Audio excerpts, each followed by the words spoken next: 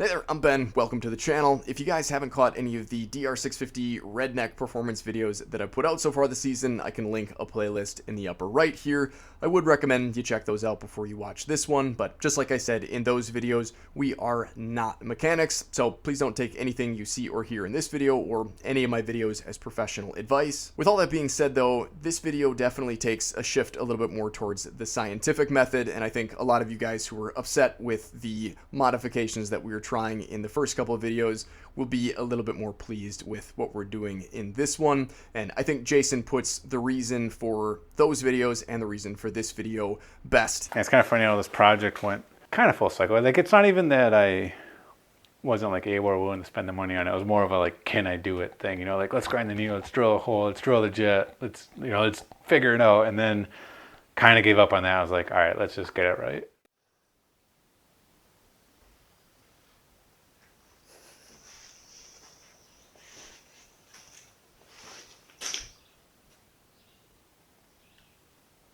Well, Jason, you want to explain what we've got going on here? Yeah, we're living and learning. So we obviously did all the mods. We had that great day up in was it Lincoln? No, Langlade. And I mean, it did run good that day. I rode to work the next day and had to flip it to the reserve. I had about, what was it, 40, 50 miles, something like that. I got like 20 miles to the gallon. Maybe we got to take a step back here. Maybe drilling jets isn't going to get it dialed in exactly where we want it. So I bought some actual jets and figured we'd take a little more scientific approach to it. The way that we are hoping to do that is with this cheap Amazon gauge that my buddy Bill introduced me to. So far it's actually been proven, I think, to be accurate and repeatable. We got 1 7/8 IED pipe, which actually fits perfectly onto the outlet on this Lex slip-on. Drilled a hole with a step bit. I got this clamp-on bung. You can see the inner pipe, which is actually the outlet, and then how the sensor actually does sit in that stream. I'm sure you can provide some affiliate links for both the sensor, gauge, and other hardware we use. The two white wires are the heater.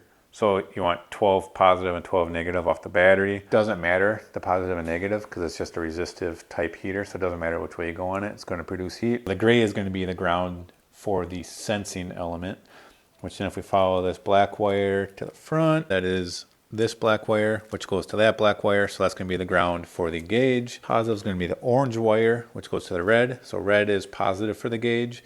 And then green is going to be the signal going into the gauge. And so if we follow this black wire back, that's going to go to this black wire. So the black from the sensor is like the actual sensor signal. The yellow is just the backlight. This is just a temporary hack job, so we didn't wire that in. This is my fancy switch. This is how I cut my positive. So now the power's out, lights out, right? So when you first turn it on, it actually reads volts. So there's my voltage, 12.2. And then this is a heated sensor. It's going to heat up, takes a little while. And then it starts reading AFR, or air fuel ratio, or ration as they do it. What that equation is it's parts of air or oxygen divided by parts of fuel or the hydrocarbon of the gasoline. So a high number means you're lean. The numerator, the air portion, is high. And then as you go richer, the number is going to drop because your parts of air is lower than your parts of fuel. So you're, end up with like say 1/2 instead of 2/1. And so your air-fuel ratio will change. 14.7 is what they call stoichiometric combustion or ratio in the chemical equation. And so 14.7, there's going to be, in theory, no air and no hydrocarbons detected. If you're higher than 14.7, you are lean. Like now it's reading 20. And that's, really it's higher than that, right? There's 0 hydrocarbons and tons of oxygen. So it's obviously way lean right now as we sit here talking. As it drops below 14.7, that's going to be rich. This is a narrow band sensor because we went cheap. And so it actually doesn't measure hydrocarbon. It's only measuring oxygen. So like when you turn it on or have a misfire, you might have oxygen and hydrocarbons present. This is going to pick that up as a lean because it's measuring oxygen. Whereas a wideband would pick up the hydrocarbon and be like, oh, this is rich, there's hydrocarbon present. This doesn't see that, so it picks it up as lean. It's like when you have a misfire, you're going to spew oxygen and hydrocarbon out. This gauge is going to go lean when it detects that, whereas a true wideband would actually go rich. This method should work no matter what you do. Obviously, your end numbers are going to be different, but like you don't want to cut an air box, that's fine. You don't want to do a pipe, that's fine. Do whatever you want, and then jet it and tune it to that. I just put new plugs in just to kind of rule that out. So we went with the OEM brand of the NGKs. OEM are CR10Es, I believe is what the number is. These are the iridiums, which are a step nicer, but the same heat range, same everything else. What I think is one of the nicer plugs you can get for this beast. They actually looked a little lean, and I think that's because I know I'm on the lean side. Maybe actually not that bad. I mean, like the electrode's not rich, I don't think. The rest of it kind of is. Because as I've been playing with it, I intentionally like over leaned it, and then I'm trying to like step back to a rich spot. So this is where we ran when we were up in Langlade. So we had the fuel screw 1 turnout. We had a 45 pilot with 8 bleeds. We had my drilled main. We had my manually overground single clip needle, but we added an 020 shim. And it actually did run pretty good. Like I said, we got 19 miles to the gallon. And when I rode it that following day after we rode, it was more like 80, and it did get a little rough, and I think it was just way rich. Well, I know it's way rich. I got an actual 145 main, removed the shim, and I got rid of the bleeds on the pilot. It was pretty decent, but the pipe was glowing in the garage playing with it. And so I was like, oh, it's still lean. In my head, that's what I'm thinking. So I went up to a 47.5 pilot without bleeds, the same main, same needle. And I drove it to work with the fuel screw 3 turns open. When I got back, I actually fully shut the fuel screw and it made no difference. And what that told me was I'm probably way rich yet on my idle circuit. There's no way I'm that lean going up 2 pilots and a fully open fuel screw, something screwy here. So I did some reading on the FMF pipe. Turns out it's a little thinner wall than the stock pipe. And I think if you park this thing for 5 minutes, it's going to glow no matter what you do with it. So that's when I got the gauge, hooked it up, and then started playing some more now with the gauge. I wanted to start lean, so I went back to the original 42.5 pilot. I went down to a 142.5 main, and then I actually dropped the needle, I'll call it half a position. So this is the original one. This is what we ran on the trail. And this one I know I overground from what I wanted to do. Then I bought this one, which has the 5 clips. And I tried to do a nicer taper on it, which I did, but there's still a little bit of a step right where that transition is. And it seemed actually pretty rich even then. This is before I got kind of the hang of how to really get good runs. I'm kind of just still going willy-nilly with the throttle, not taking into account maybe any delays with the sensor being in the way back. So then I put the needle in the top position. I went to take it for a spin. I made about 100 feet. I was like, okay, that made a difference. That's lean everywhere. But now we're starting to learn things and kind of see what we're doing. I actually marked my throttle, if you look here. So I, taking the slack out of the cable, like these 2 lines here kind of line up. And then obviously wide open throttle. And then kind of just split the difference, said that's half throttle, and then 3/4 obviously halfway between both of those. I've been starting with the idle and then kind of just recording each individual number. Idle, that's going to be pilot fuel screw only. If you're off at 1/4, could be pilot fuel screw, or it could be the clip position. If you're off at half, that could be clip position and or the taper. If you're off at 3/4, kind of the same story, but now the main is starting to be in play. And then at full, it's really pretty much only the main, maybe a little bit on the end of the taper, because the needle should be up all the way at that point. And you said it's, what number are you looking for? 14.7 is dead center as far as perfect air-fuel ratio. I think peak power is actually a little richer than that. Peak economy might be there, but I think peak power is just rich of that 14.7. So really 13 would be perfect. So right now it reads 20, which is full lean, right? Because it's off. It's just measuring the atmospheric oxygen and nothing else. And like I said, this won't read hydrocarbon, so it might take a while to show rich as the oxygen disappears. That's why I got a nice long pipe on here and cheated it to the front. That's so we don't pick up any air coming in, because there's going to be pulses as it fires and whatnot, trying to make sure you're not reading the atmospheric oxygen. Let's see what happens when we start it here.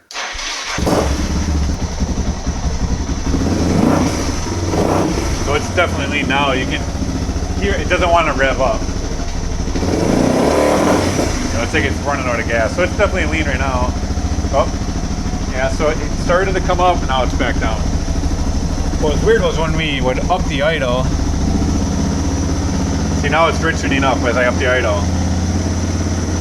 See, now it's like way rich. So apparently to fine tune this, you're gonna really need your idle set correctly. Other than maybe moving the noise back a little, it really didn't change the sound that much. I was surprised. No, not a whole lot.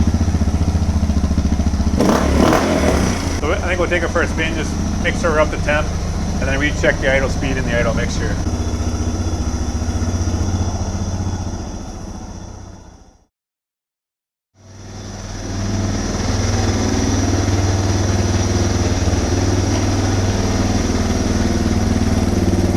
It's way lean everywhere but idle. It doesn't seem to miss like it was before, does it? I wonder if the plugs help. doing it a little bit? Might have been one there, yeah. So it's not bad right here, but because the fuel screw is closed, I kind of want to try the smaller pilot. Our main is this guy right here, and to get to the pilot, you have to remove the float assembly. Just give it a little wiggle and a pull. She pops right off. And that usually falls right out. This might be going back in. We'll see. Pretty sure it says 40 there. Started right up.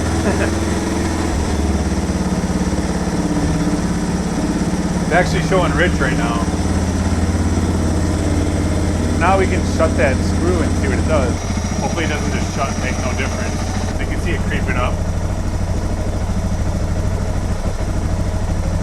Yeah, so it's making a difference. There, now it's too lean, right? So like I had it moved in a little bit. You can see how there's a little bit of a delay there. I'm gonna increase the idle just a little, I think.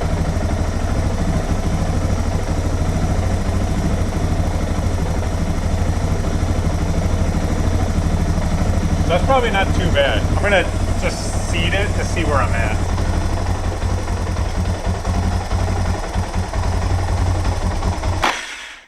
So that tells you the pilot's pretty close then, right? If it doesn't want to run now. So that basically just means you're at a spot now where when you're adjusting that, you're actually doing something where before you kind of weren't. Right. So I'm one turn out right now. And it's lean. Let's see if it stays there. Oh, it was starting to come up and then it went back down. Yeah, it's kind of swinging a little bit. I'll fatten it up. Quarter turn. That'll help with starting as well. That's about 1 1/4 open. You can see now it's showing like pretty rich. Not bad though, 12. Maybe I'll close it in 1/8 and then take it for a spin. That's like 1 1/8 there.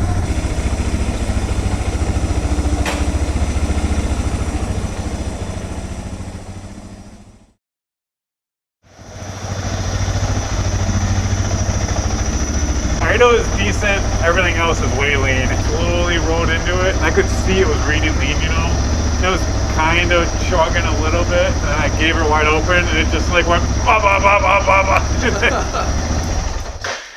Kind of torn between the needle and the main. I might try the main first and see if we can't get it to actually go wide open. So we got the bowl back off. We're going to take out this 142.5, put in this 145.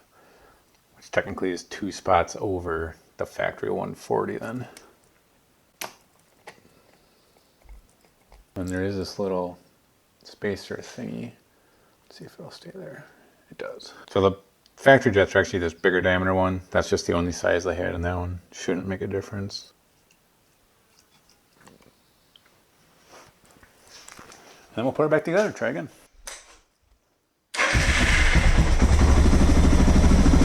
You can see it's lean now, but then usually as it flushes the air out, you know, it comes down. Yeah, it's kind of going lean now, but we got room on the screw to make up for that. We'll see where we end up.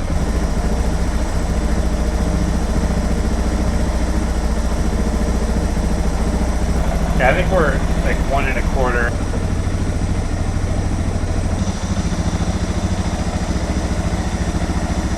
Be glowing soon if it's not already. It's a little bright in here. You can kind of see it, maybe. Yeah, just a tad. Yeah, and after going up like 3 pilot sizes, I was like, maybe it's not lean. Yeah, because this is actually showing a little rich.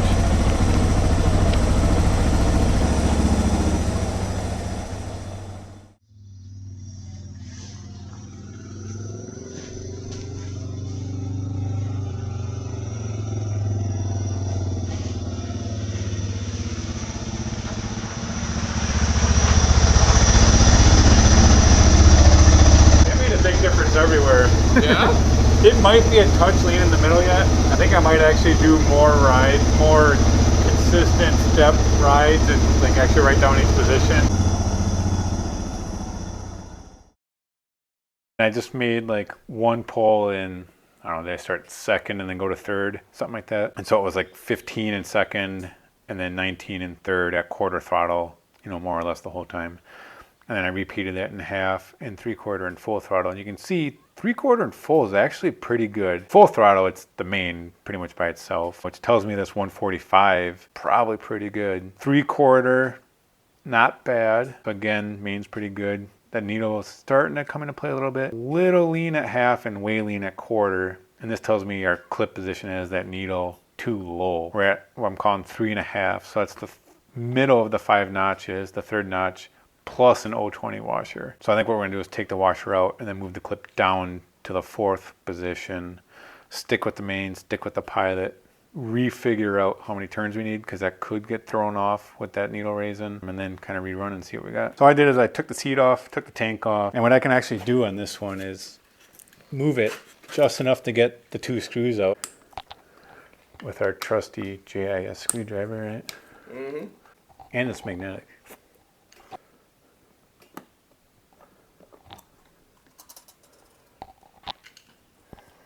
So here's the spring, which is clipped.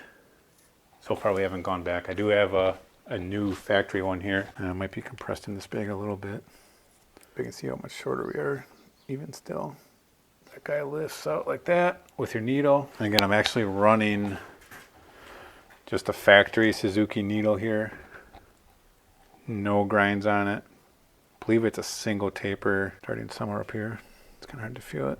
Yeah, right about there. So you can see I'm in the middle of 5 positions, 3 down from the top, 3 up from the bottom, same difference.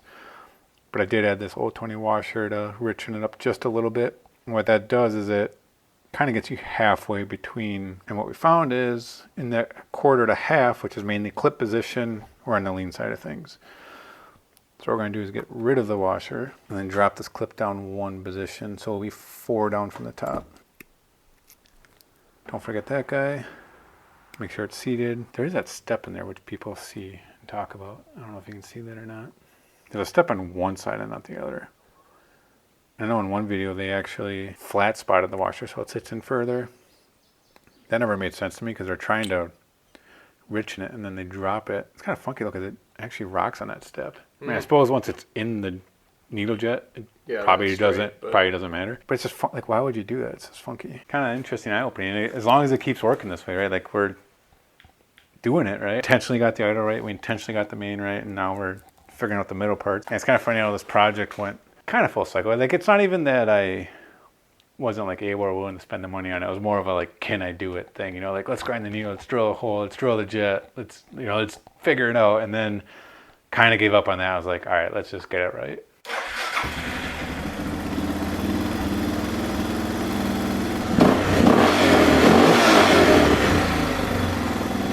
Pretty rich right now,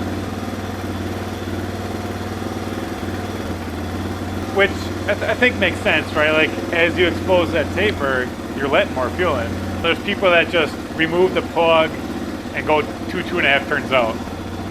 And maybe that's okay if you don't touch anything else. But I think when you start lifting needles, you're probably way rich at idle. Contemplating if I should close that fuel screw and get it a little leaner, and I think I will. All right, so we got back from another round of testing her out. The idle was a little finicky that time. Kind of kept opening, and kept showing lean. So then finally I was starting to question our pilot jet size of 40. So I went full 3 turns open. And when I did that time, I actually closed it just to seat it than where I was at, and it stalled it out, which told me then that it was actually striving for fuel. And then I went all the way to 3 turns, just kind of like, is this the wrong pilot or not?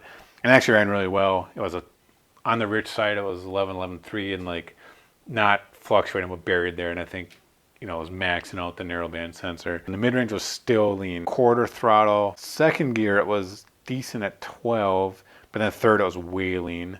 And I tried again at half, and it was more respectable, but still lean in that 15-16 range. So what we're going to do then, based on that, is we're going to add that washer back in, which will put us at 4.5 then. So we're starting to kind of get up on the needle. And full was still 13 through like 2 different gears. So I think the main is probably still pretty good. Guessing we'll end up closing down that fuel screw with this change.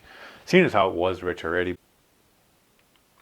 When you're a little rich or moderately rich, other than economy, you don't really notice it. But if you start to run lean or moderately lean, then it really starts So maybe if anything, you know, we do want it just a touch rich. Because as it gets colder out, it is going to run more lean, right? 75, I think so. 75, yeah. And we got a lot of heat in the bike too with how we're riding it, right? A lot of throttle pulls. So if anything, we probably do want to be a touch rich here. I think our goal will be for that like 12 to 13 range here, just a hair rich.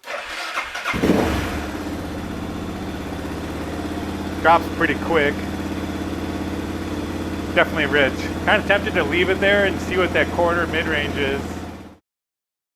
We left the screw at 3 turns and it was a fat 11, like I think probably lower than 11, just outside the range of our gauge. It was kind of funky, so we kind of changed our test track, if you will. We're avoiding the hills because it was hard to be consistent on like the loading of the engine, so we found a kind of a more flat spot. The 3 numbers here represent second, third, fourth gear, and so second gear, any throttle position, it was like 12. Third gear was close on quarter, and then lean on the rest, and then fourth gear was kind of pretty lean across the board. Based on this 16, 18, 17, 17, 16, 16, I mean, really threw out everything but the idle.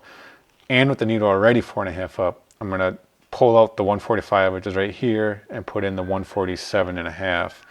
See what that does for us. And that 147.5 main was exactly what the bike needed. The next test ride showed numbers essentially between 12 and 13, everywhere except for idle, which was at 11, and that wasn't too big of a deal or hard to fix because the fuel screw at that point was still 3 turns out. So to lean things out, we brought it back into just 1 1/4 turns out, and that put the idle somewhere around 12, and the rest of the testing with those settings again showed right in that sweet spot between 12 and 13, which is again a little bit on the rich side, but since it was 80 degrees, the oxygen content was essentially as dispersed as it's ever going to be when we ride, and we wanted that little bit of extra fuel left over for when it's 30 degrees and the oxygen content is a little bit more condensed. If you guys got lost in all of that, the final setup is 1 1/4 turns out on the fuel screw, a 40 pilot, a 147.5 main, and that 5-position stock unground needle in the 4.5 clip up position. After Jason was happy with those numbers, we decided the next best thing to do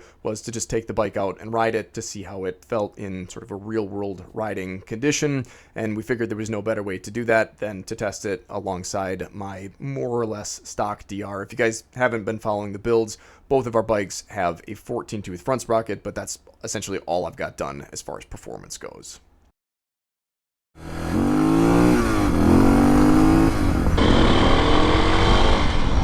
Yeah, the sound plays so much into it. Yeah, I suppose it does, doesn't it? Because like I grabbed a handful in second, I'm like, man, this thing's slow, but maybe it's just because I don't hear it. Yeah, it's hard to say. I don't know. I feel like it does seem like it pulls better, I think. I don't think it's the noise. I mean, I think it's definitely the feeling. So performance-wise, you don't think we lost anything? Yeah, I don't know. I think I probably would have had to spend more time on it, but I mean, it certainly seems more, you know, ready and willing to take off at just about any speed in comparison to mine. Forgot how much the stock one backfires. It's actually kind of reassuring because mine used to not backfire like at all when it was way too rich, you know? Sure, yeah. And now I think it does it like yours does. You just don't notice it on yours. Perfect. Good. All right. Cool. 12, touch rich, but yeah, I'd rather be a little on the rich side than a little on the lean side. Yeah, it's great. I went down 2 pilots, like 2 whole pilot sizes. Yeah, that's pretty nuts. And it's still only open, well, what do we say, like 1 and something? 1 and something, 1 1/4, 1.5. So I went down 2 from when we rode, but 1 from stock. Granted, my needle is way up now. Right. Hopefully I get, 45 plus now.